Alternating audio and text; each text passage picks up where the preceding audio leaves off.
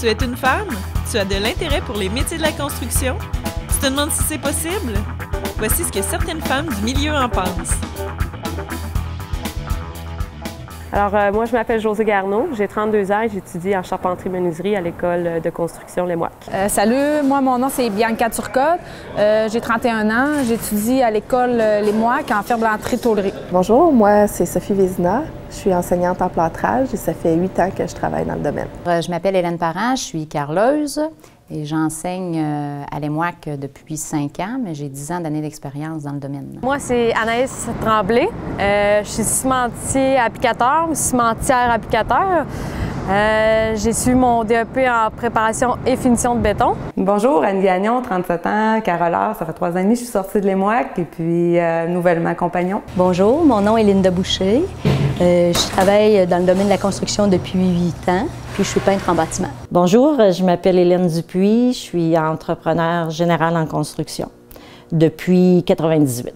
Mon intégration à l'école va bien.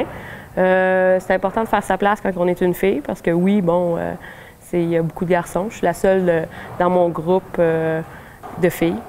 Mais je pense que quand tu donnes ce que tu as à donner, tu fais le travail, il n'y a pas de problème. Donc, les qualités requises pour les femmes pour intégrer l'industrie de la construction sont bien sûr une bonne forme physique, avoir une bonne force de caractère, bien sûr, pour s'intégrer, faire sa place.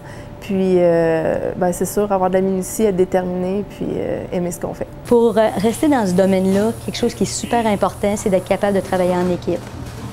Ça a l'air simple à dire, mais c'est vraiment quelque chose qui fait la différence. Être capable de fonctionner avec nos collègues, avec les autres corps de métier, avec notre boss, chef de projet, architecte, etc., le contremaître, l'entrepreneur général, il y a toujours beaucoup de monde.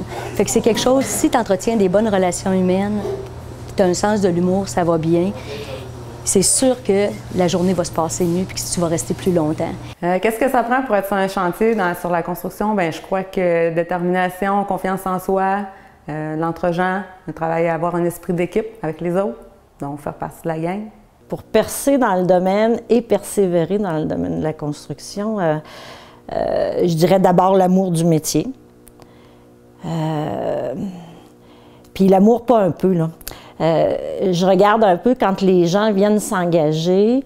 Tout le monde aime ça au départ. Toutes les filles arrivent puis ils sont emballées. Sauf qu'il faut aimer ça assez pour être capable d'affronter toutes les difficultés qu'il y a avec ça.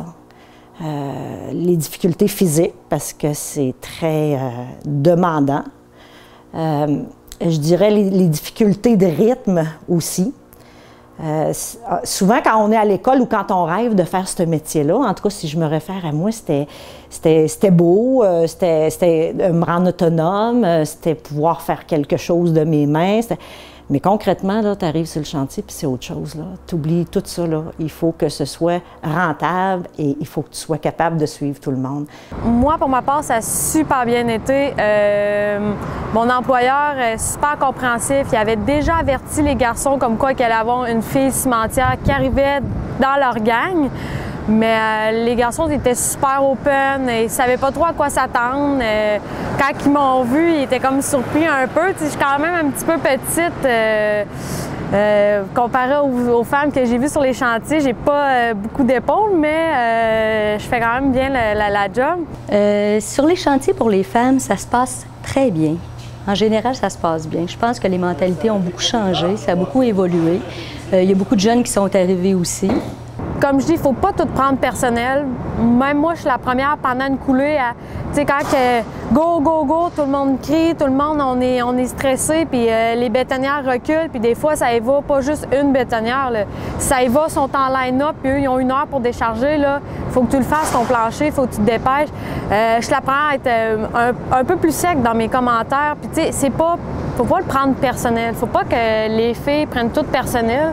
C'est le même avec tout le monde. Puis c'est pas parce que ton employeur t'aime pas ou que ton boss t'aime pas. C'est pas parce que t'es une fille. C'est juste parce que faut que tu fournisses. Mais il va être comme ça aussi avec les gars. C'est vraiment pareil. Moi, quand j'ai commencé dans le domaine, j'étais comme un ovni. on va le dire comme ça. Et plus les années ont avancé, bien, plus les gars étaient habitués de nous voir sur les chantiers. Puis je dirais que même aujourd'hui, même dans mes classes, je le vois. Au début, j'avais peut-être une fille, 2 filles. Maintenant, j'en ai 5, 6, 7, 8. Alors, oui, il y a une différence. Les changements, depuis que j'ai commencé dans le domaine, là, je les vois surtout au niveau du première approche. Je me souviens, quand moi, je suis allée passer des entrevues, souvent c'était non, ils ne voulaient même pas rencontrer. J'ai même vu un cas où je me suis présentée, puis j'ai même pas pu rentrer dans le bureau parce que quand le gars il était dans le cadre de la porte, quand il m'a vu arriver, à la hauteur que j'ai, puis pas plus grosse que je suis là, il s'est mis à rire, puis ça a été tout. T'sais. Quand tu arrives au début pour aller porter tes CV, il va probablement falloir que je cogne à plusieurs portes comparativement avec un gars. Mais j'ai quand même un bon CV, puis je me démarque quand même bien. Fait que je pense que j'aurai pas de misère, malgré le fait que je sais que ça sera pas facile, mais je vais foncer, puis je vais y arriver. Bien, il ne faut pas avoir peur, en tant que femme, de s'en aller dans un domaine dans le domaine de la construction ou dans un métier non traditionnel. Ça se peut. L'important, c'est de faire ce qu'on aime. C'est comme je disais tantôt, d'avoir une bonne attitude, d'avoir du cœur au ventre. Mais il ne faut pas s'attendre à ce que ça soit facile. C'est certain qu'on a à travailler, mais on a à travailler au même type que les gars, par exemple.